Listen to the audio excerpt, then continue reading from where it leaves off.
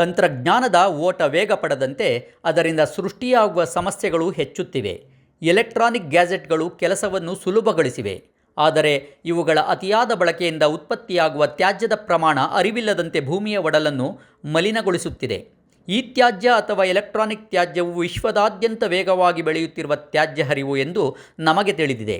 ತಂತ್ರಜ್ಞಾನದ ತ್ವರಿತ ಪ್ರಗತಿ ಮತ್ತು ಎಲೆಕ್ಟ್ರಾನಿಕ್ ಸಾಧನಗಳ ಮೇಲಿನ ಹೆಚ್ಚುತ್ತಿರುವ ಅವಲಂಬನೆಯೊಂದಿಗೆ ಎಲೆಕ್ಟ್ರಾನಿಕ್ ತ್ಯಾಜ್ಯದ ವಿಲೇವಾರಿ ಗಮನಾರ್ಹ ಪರಿಸರ ಕಾಳಜಿಯಾಗಿದೆ. ಇದೇ ಕಾಳಜಿ ಹಾಸನದಲ್ಲಿಯೂ ಪ್ರಾರಂಭವಾಗಿದೆ.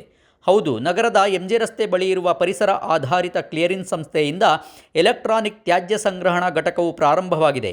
ಈ ಸಂಸ್ಥೆಯ ಉದ್ದೇಶ ಕಸದ ಬಗ್ಗೆ ಕಾಳಜಿ ವಹಿಸುವುದು ಮತ್ತು ಈ ತ್ಯಾಜ್ಯ ವಸ್ತುಗಳನ್ನು ಮರುಬಳಕೆಗೆ ಬಳಸುವುದೇ ಈ ಸಂಸ್ಥೆಯ ಮುಖ್ಯ ಉದ್ದೇಶವಾಗಿದೆ. ಕ್ಲಿಯರಿಂಗ್ ಸಂಸ್ಥೆಯ ನಿರ್ದೇಶಕರಾದ ಚಂದ್ರಶೇಖರ್ ಅವರು ಮಾತನಾಡಿ, ಎಲೆಕ್ಟ್ರಾನಿಕ್ ತ್ಯಾಜ್ಯ ಸಂಗ್ರಹಣೆಗೆ ನಮ್ಮ ಸಂಸ್ಥೆಯ ಎಲ್ಲ ರೀತಿಯ ಸಿದ್ಧತೆ ಮಾಡಿಕೊಂಡಿರುವುದಾಗಿ ತಿಳಿಸಿದರು. ಈ ಕಸದ ಬಗ್ಗೆ ಜನರಲ್ಲಿ ಜಾಗೃತಿ ಮುಖ್ಯ ಎಂದು ತಿಳಿಸಿದರು. ಜನತೆಯ ದೊಡ್ಡ ಸಹಕಾರ ಇದೆ. ಅದರಲ್ಲಿ ಬಹುಮುಖ್ಯವಾಗಿ ನನಗೆ ಒಂದು ಶಕ್ತಿಯಾಗಿ ಧೈರ್ಯವಾಗಿ ನಿಂತಿದ್ದು ಅಂದರೆ ನಮ್ಮ ರೋಟರಿ ಹಾಸನ ಸಂಸ್ಥೆ. ನಾನು ರೋಟರಿ ಹಾಸನ ಸಂಸ್ಥೆ ಅಧ್ಯಕ್ಷ ಆದಮೇಲೆ ಆಗಲೂ ನಾನು ಮಲ್ನಾಡು ಇಂಜಿನಿಯರಿಂಗ್ ಕಾಲೇಜ್ ಪ್ರೊಫೆಸರ್ ಆಗಿದ್ದೆ. ಬಟ್ ಧೈರ್ಯ ಕೊಟ್ಟಿದ್ದು ಅಧ್ಯಕ್ಷನಾದ್ಮೇಲೆ ಏನಂದರೆ ಓಕೆ, ಇಲ್ಲ ನಾನು ಒಂದು ಸಂಸ್ಥೆನ ಕಟ್ಬೋದು, ಬೆಳೆಸ್ಬೋದು ಅನ್ನೋ ಒಂದು ಅಗಾಧವಾದ ಒಂದು ಧೈರ್ಯ ಮತ್ತು ಶಕ್ತಿಯನ್ನು ನನಗೆ ರೋಟರಿ ಹಾಸನ ಸಂಸ್ಥೆಗೆ ಕೊಡ್ತು.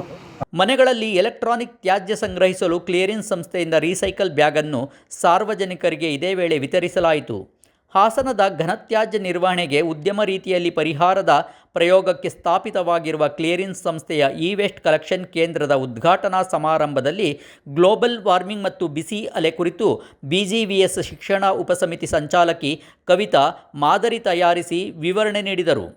ಈ ತ್ಯಾಜ್ಯ ಸಂಗ್ರಹಣಾ ಘಟಕದ ಉದ್ಘಾಟನೆಯನ್ನು ಕ್ಷೇತ್ರದ ಶಾಸಕ HP ಸ್ವರೂಪ್ ಪ್ರಕಾಶ್ ಅವರು ಉದ್ದೇಶಿಸಿ ಮಾತನಾಡಿದ ಶಾಸಕರು, ದೈನಂದಿನ ಬದುಕಿನಲ್ಲಿ ಕಸದ ಉತ್ಪಾದನೆ ಮಿತಿಮೀರಿ ಬೆಳೆಯುತ್ತಿದೆ.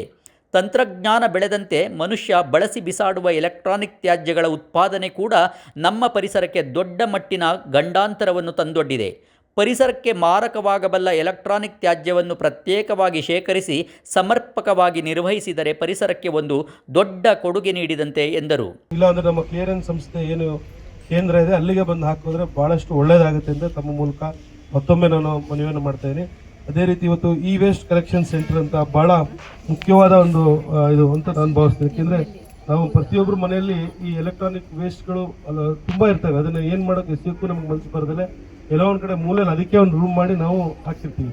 ಹಾಗಾಗಿ ಇಂಥ ಒಂದು ಕೆಲಸವನ್ನು ಏನು ಇ ವೇಸ್ಟ್ ಕಲೆಕ್ಷನ್ ಸೆಂಟರ್ ಅಂತ ಮಾಡಿದರೆ ಭಾಳ ಒಂದು ಒಳ್ಳೆ ಉದ್ದೇಶದಿಂದ ಮಾಡಿರೋಂಥ ಒಂದು ಕಾರ್ಯಕ್ರಮ ಕೆಲಸ ಇದು. ಖಂಡಿತವಾಗ್ಲೂ ಇದಕ್ಕೆ ನಾವೆಲ್ಲರೂ ಕೂಡ ಕೈ ಜೋಡಿಸಿ ಒಂದು ದೊಡ್ಡ ಮಟ್ಟದಲ್ಲಿ ತೊಗೊಂಡೋಗೋಣ ಅಂತ ಹೇಳ್ತಾ, ಯಾಕಂದರೆ ಝೀರೋ ವೇಸ್ಟ್ ಅಂತ ಏನು ತಾವು ಹೇಳ್ತಾ ಇದ್ರಿ, ತಮ್ಮಗಳ ಜೊತೆ ನಾನು ಕೂಡ ಸದಾಕಾಲ ಇರ್ತೀನಿ. ತಾವು ಹೇಳಿದ್ರೆ ಇಂದೋರ್ಗೆ ಹೋಗೋಣ ಅಂತ ಖಂಡಿತ ಹೋಗಿ ನನ್ನ ಅವಧಿಯಲ್ಲಿ ನಾನು ಹಾಸನ ಸಂಪೂರ್ಣವಾಗಿ ಏನು ಝೀರೋ ವೇಸ್ಟ್ ಇದಕ್ಕೆ ನಾವು ಕೂಡ ತಮ್ಮಗಳ ಜೊತೆ ಭಾಗಿಯಾಗಿರ್ತೀವಿ ಅಂತ ಹೇಳ್ತಾ, ಇಂಥ ಒಂದು ಕಾರ್ಯಕ್ರಮಗಳು ದೊಡ್ಡ ಮಟ್ಟದಲ್ಲಿ ಆಗ್ತಾ ಇರಬೇಕು ಇನ್ನು. ಹಾಗಾಗಿ ಕಾರ್ಯಕ್ರಮದಲ್ಲಿ ರೋಟರಿ ಹಾಸನ ಕ್ಲಬ್ಬಿನ ಅಧ್ಯಕ್ಷರಾದ Srinath, Rotary governor Palaksha, chamber of commerce ಅಧ್ಯಕ್ಷರಾದ ಧನ್ಪಾಲ್, FKCCI ನಿರ್ದೇಶಕರಾದ HA ಕಿರಣ್, JCI ಅಧ್ಯಕ್ಷರಾದ ಗಿರೀಶ್ ಅಡವಿಗೌಡ, ಮಲೆನಾಡು ತಾಂತ್ರಿಕ ಸಂಸ್ಥೆಯ ಕಾರ್ಯದರ್ಶಿಯಾದ ಜಗದೀಶ್ ಚೌಡಳ್ಳಿ, ಭಾರತ ಜ್ಞಾನ ವಿಜ್ಞಾನ ಸಮಿತಿಯ ಉಪಾಧ್ಯಕ್ಷರಾದ ಮಂಜುನಾಥ್, ಹಸಿರು ಭೂಮಿ ಪ್ರತಿಷ್ಠಾನದ ಕಾರ್ಯದರ್ಶಿಯಾದ ಗಿರಿಜಾಂಬಿಕಾ, ಹಾಸನ ಆಕಾಶವಾಣಿಯ ಲೋಕೇಶ್ ಇತರರು ಉಪಸ್ಥಿತರಿದ್ದರು. ವಿಶ್ವಪಥ ಟಿವಿಯಿಂದ ನಿಮ್ಮ ಪ್ರೀತಿಯ ಬಾಲರಾಜ್. ವಿಶ್ವಪಥ ಟಿವಿಯನ್ನು ಸಬ್ಸ್ಕ್ರೈಬ್ ಮಾಡಿ, ಶೇರ್ ಮಾಡಿ, ಲೈಕ್ ಮಾಡಿ.